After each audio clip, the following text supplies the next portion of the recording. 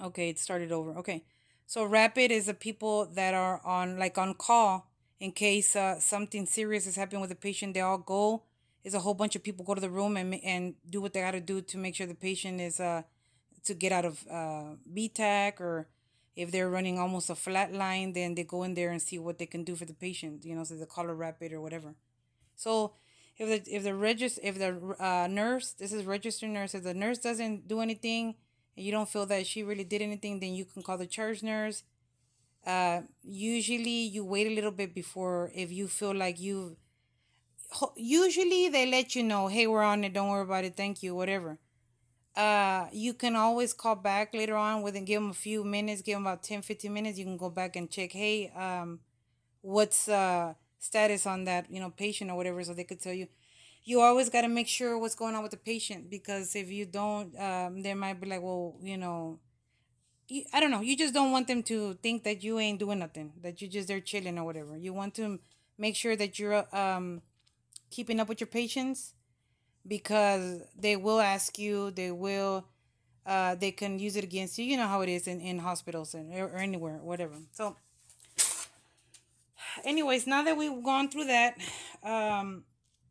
PJC, it says, or I'm sorry. So the criteria for that is, Brady is still regular. Brady is still regular. The P wave will be inverted before. It will be inverted before or hidden in the QRS, so you won't even see you won't see a P wave.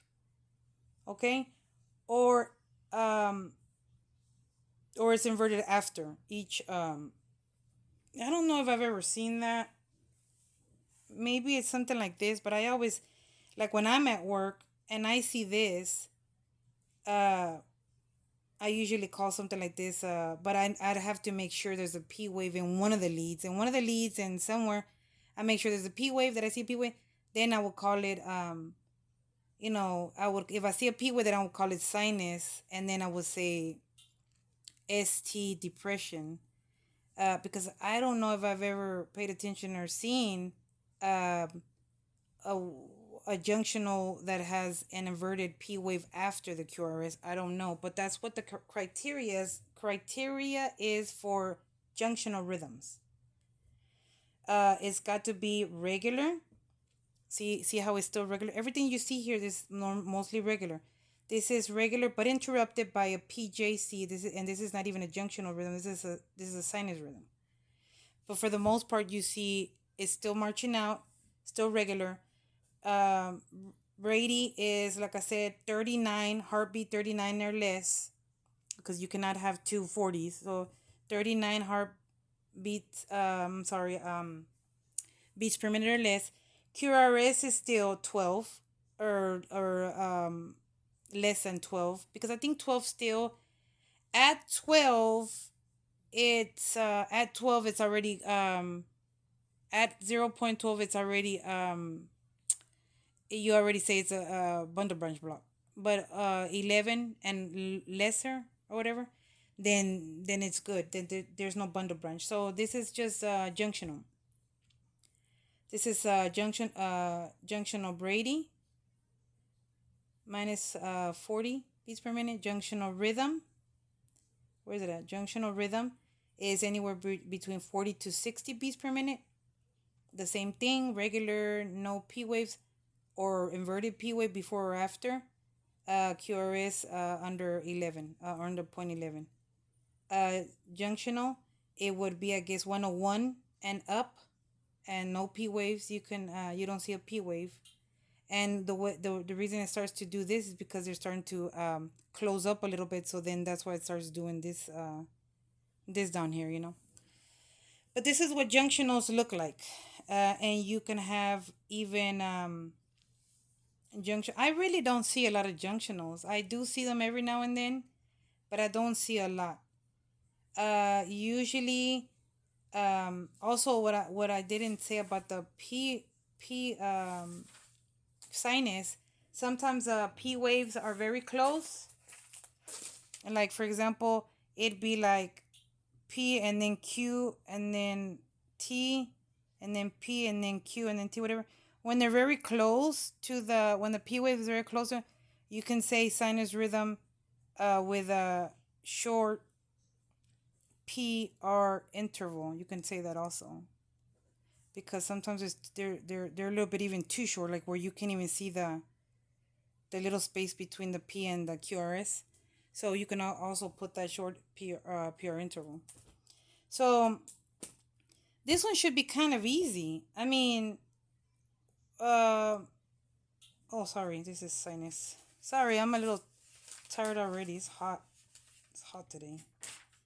Um, so yeah, really, basically, it's still QRS is still narrow, still regular like pattern, and no P waves. Only if there are there's gonna be inverted. The inverted means, sorry, I don't know if I told you this.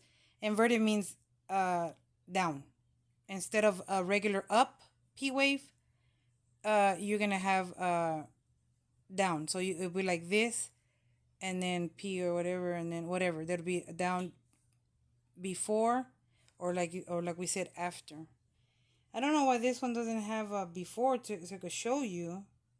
I don't know, but anyways, these books. Maybe your book is more updated and I'll show you. So that's what junctional is. We kind of went through it pretty fast, right? Okay. So the next few minutes we're gonna talk about the ventricular. Okay, this is where it gets a little I guess this is where it gets a little scary, I guess you want to say. Um, like I said, this would be white and bizarre. White and bizarre is how they call it. If you see one of those, that means did I skip? Oh, yeah, white and bizarre would be where the for the ventricles or whatever. Okay, so agonal rhythm. Agonal is minus, so it'd be like 19 beats or less. What remember what we said? 20 beats per minute would be two of these. But if you don't see two of these, then it's most likely, like I said, the computer will also show you the heart rate. But if it doesn't, if you want to measure it, if it's under 20, or if it's under 20, so 19 and under, it's agonal rhythm. That means it's like one QRS. It's still a QRS. It just looks way different because it's now in the ventricles. And so if you see one, that means agonal rhythm. You don't see P waves on this one. There's no P waves, and it's irregular. It's not regular. Okay. QRS is gonna be more than 12. 0.12. Okay. Um, you have idioventricular. They usually call it, I think, is IVR. IVR is this one idioventricular rhythm. It says 20 to 40 beats per minute. So that means if you see within this 6 second strip no P waves, wide and bizarre QRS, that means between 20 to 40 you're going to have an idioventricular rhythm, or IVR. So if you see a patient doing this, you got to hurry up and call the nurse, okay, and let them know, hey, the patient is having AIVR. IVR. The next one is AIVR. I usually see a lot of these first, or these first before. So usually it's like if they're having a lot of these VTAC, and if they're sustaining, most likely they're going down. They're going down. So then you have, a lot of times you'll have VTAC, and the VTAC is anywhere between 100 to 250 beats per minute. So you can have 10 to 25 of these. It's just like really non-stop. If it's sustaining, most likely if they're on their way out, then there's probably their heart's gonna start beating slower. So then it's AIVR. This is AIVR is accelerated idioventricular rhythm, but you're not gonna call it all that. You're just gonna call it AIVR. That one is 40 to 100. So Sinus rhythm, 60 to 100 is their regular. Junctional is 40 to, what do we say, 60 or whatever. And then ventricular is 20 to 40. I think that's how it is, 20 to 40. So it's still going to be beating. I guess if they have a ventricular rhythm, that's a normal. But if it is, it's really not normal. But it's, that's what they're going to be running if they're ventricular. That's what that is. VTech Torsades. Torsades is when you don't see what in the hell is going on right here. It says greater than 200 beats per minute, regular or irregular. You really can't tell. You really can't tell what's going on. But that is not artifact. That won't be artifact if, like I said, all leads are doing that. But this one's a little bit different because supposedly it goes small to big, small to big. So then the rhythm is going like something like that. So it's still a lot of artifact. It's like they call it torsades because I think that means something about like twisting of the whatever. So that's why you'll see a bunch of artifact, but it goes like small and then big and then small and big. That's kind of what it's doing right here, is doing small and then big and then small and then big. So that torsades the points. If all leads are doing that, that's real. Okay. VFib, not AFib. AFib is when the QRS, you can still tell that there's a QRS, but then they have fibrillatory waves, not P wave. No, in the let me just go back so you can see AFib. You still have the QRS. It has fibrillatory waves. Well, this one is VFib. That means it's in the ventricles. That means there's no QRS. So really, the heart is just really, it's not really doing too much anymore. It's just barely hanging on, but it's not. It's probably, it's before going to a systole. A systole. So if you go to work over there in the hospital, and you see that in everyone, always call and make sure to go check the patient, because it's probably they took the leads out, but the electrodes are still picking up electricity, and maybe they went to go take a shower. So don't call the nurses freaking out, please. What I do is kind of freak them out, but not like freaking out. I'll just be like, can you go please check on the patient into whatever they're showing a 0 heart rate, and they're like, oh, okay. They usually know. Let me go check, because it can be real, it can be fake. If all the leads are showing that, it might be real, but at the same time, it might could be fake. They could probably have took off their telebox, and it's just picking up whatever electricity is around there or whatever.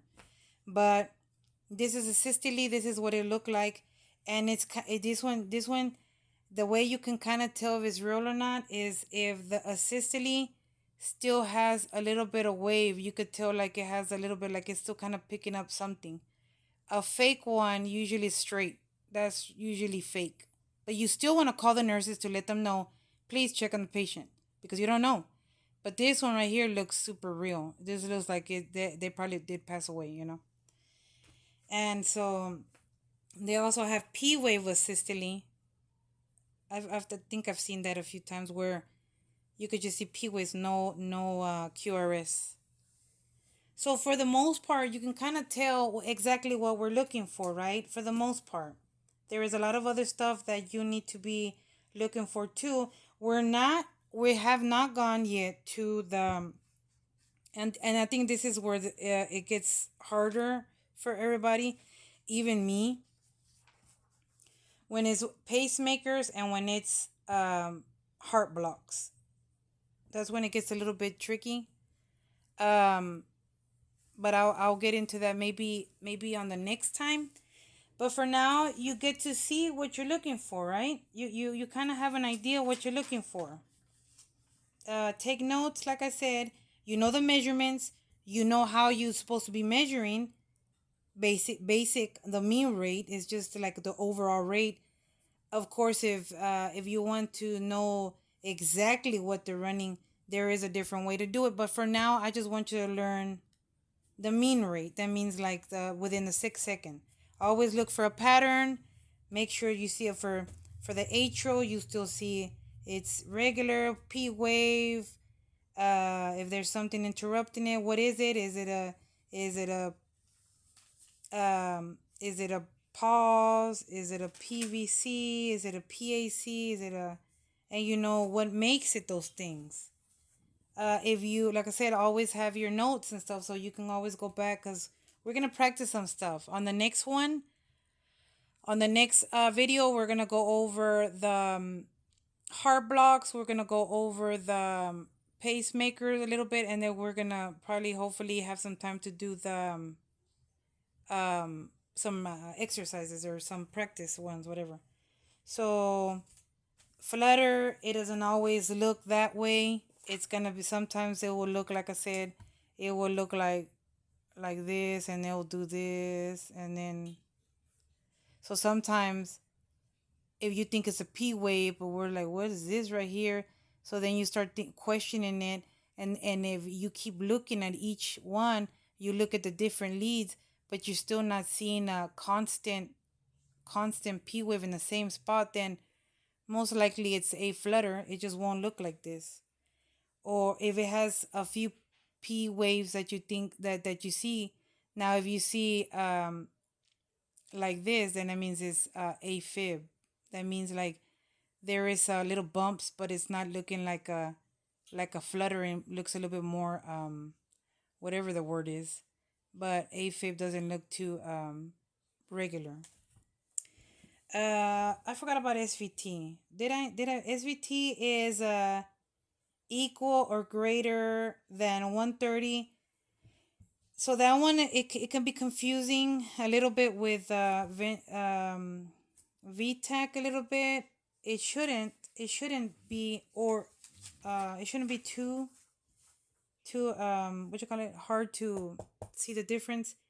VTAC, it will be, like I said, it has to be wider, whatever. For the most part, it has to be kind of wider. Okay, for it also looks a little bit like junctional tachycardia, but junctional tachycardia, I really hardly ever see it. I hardly ever see that one or SVT.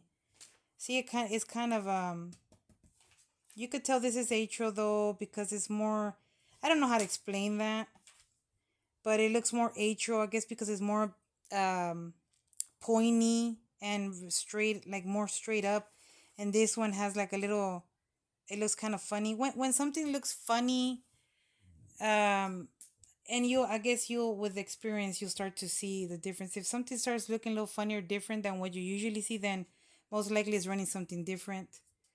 But that's why some people get scared of telemetry, because you have stuff that kind of looks the same, but and you have a few options. But the problem is, like I said, it's not a problem though. You can always ask people, and I've asked. For example, my brother's been doing this longer than I have, and he might have what he thinks it is, and I don't agree with that. Somebody else might say that or something, and I don't agree with that. So you're allowed to have your own opinion of what you see, your interpretation of the rhythm. Okay, so I guess we can do. I have a few minutes. Let's take a few. Let's do a few of these. Is this? Oh, I wrote on some of these, and some of these are probably not. And really, the book is weird, because the book says something, and it's like when I go and check, it's like different. I don't know. So right here, for the most part, you see is regular. How many beats per minute? You got 1, 2, 3, 4, 5, 6, 7. 7 beats per minute. It's regular. The QRS, 1, 2, 3, 4. Um, the what is this? It looks like a second degree. Well, I don't want to. I guess because I don't want to go into heart blocks yet because we're not there yet. But that might be a heart block. I don't know. Oh, you know what it is? First degree. So this might be a first degree because so this would be sinus rhythm. 1, 2, 3, 4, 5, 6, 7. Heart rate 7. I do see P waves, but they're super long. So you count what you would count. You would count the boxes, and then you would say how far it is, and then you say that one has a first degree AV block because it's way far. So that's what it's called when it's greater than 0.21 or 0.21 and greater. It would be a first degree heart block. So you would say sinus rhythm with a first degree heart block. This one, 1, 2, 3, 4, looks junctional because I don't see a P wave. It's still regular.